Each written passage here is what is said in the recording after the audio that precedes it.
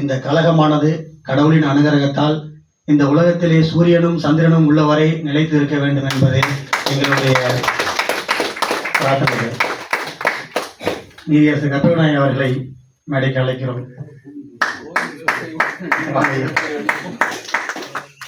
சிறப்புரை ஆற்ற அழைக்கிறோம். வாழ்த்துறை ஆற்ற அழைக்கிறோம்.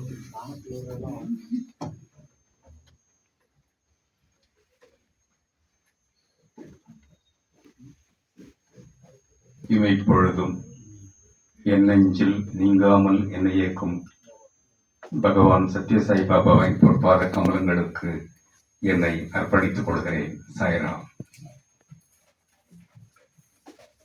நீதியரசர் ராமசுப்பிரமணியம் அவர்களே,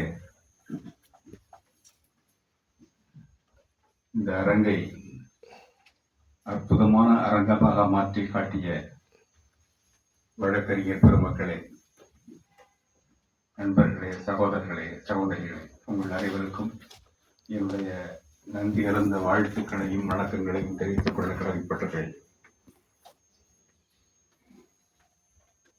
இதனால் இவன் முடிக்கும் என்றாய்ந்து அதனை அவன் கண் விடல் என்று சொல்லுவார்கள் திருக்குறள். அதன்படி துவக்க விழாவிற்காக வந்தவர் தகுதியான ராமசுப்பிரமணியம் அவர்கள். இன்றைக்கு 3வது ஆண்டு விழாவை துவக்கி வைத்த தகுதியுடையவரும் ராமசுப்பிரமணியம் அவர்கள். அவருடைய பெயர் காரண பெயர். ராம என்பது ராமனுடைய பண்புகள் அவருக்கு உண்டு. சுப்பிரமணியம் என்பது சூரரை வென்ற சூரசம்ஹாரம் செய்த சுப்பிரமணியனுடைய அந்த பெயரும் உண்டு. யார் எப்படி நடத்த வேண்டும் என்பது அவருக்கு தெரியும். அதில் இன்னொரு கடவுளுடைய பெயரையும் நினைத்திருக்கலாம், கிருஷ்ணனுடைய பெயரையும் நினைத்திருக்கலாம். அவருடைய கிருஷ்ணர் போல எதையும் நன்றாக ஹேண்டில் செய்யக்கூடியவர். அதெல்லாம் விட அவர் ஒரு பண்பாளர், சுத்தமானவர்.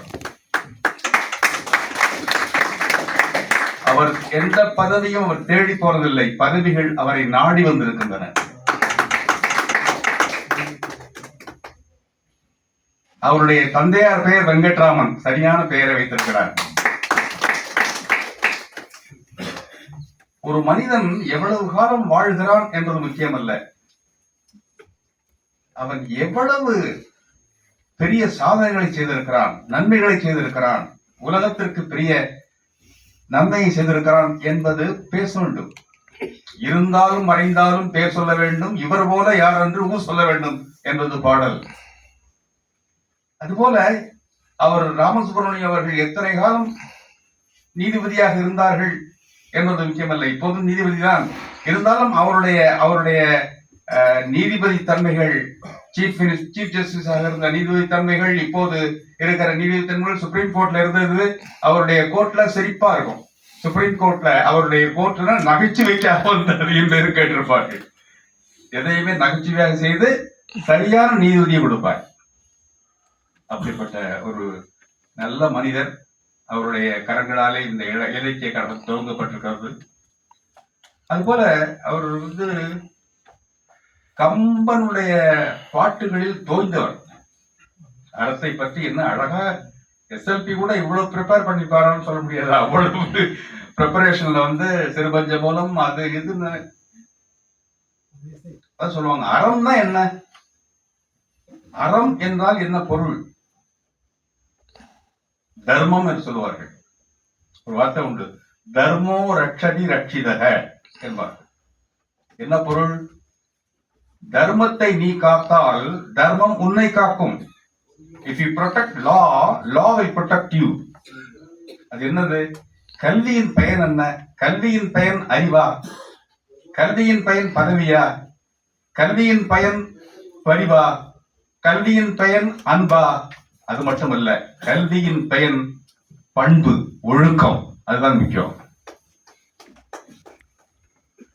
விவேகானந்தர் வெளிநாடுகளுக்கு போய்விட்டு வந்து இங்கு இந்தியா வருகிற போது கேட்டார்கள், ஐயா, நீங்கள் எத்தனையோ நாடுகளுக்கு சென்று வந்திருக்கிறீர்கள், எந்த மதம் உயர்ந்த மதம் என்று கேட்டார்கள். விவேகானந்தர் சொன்னார், எந்த மதம், இந்து மதமா, பார்சி மதமா, இஸ்லாம் மதமா, கிறிஸ்துவ மதமா, அது முக்கியமல்ல. எந்த மதம் அன்பை அடிப்படையாக கொண்டு சுயநலம் இல்லாத தனி மனித ஒழுக்கத்தை வற்புறுத்துகிறதோ அதுதான் சிறந்த மதம். என்ன அற்புதமான விளக்கம், என்ன அற்புதமான. தனி மனித ஒழுக்கம் இல்லாத கல்வி என்ன பிரயோஜனம்? அது கல்வி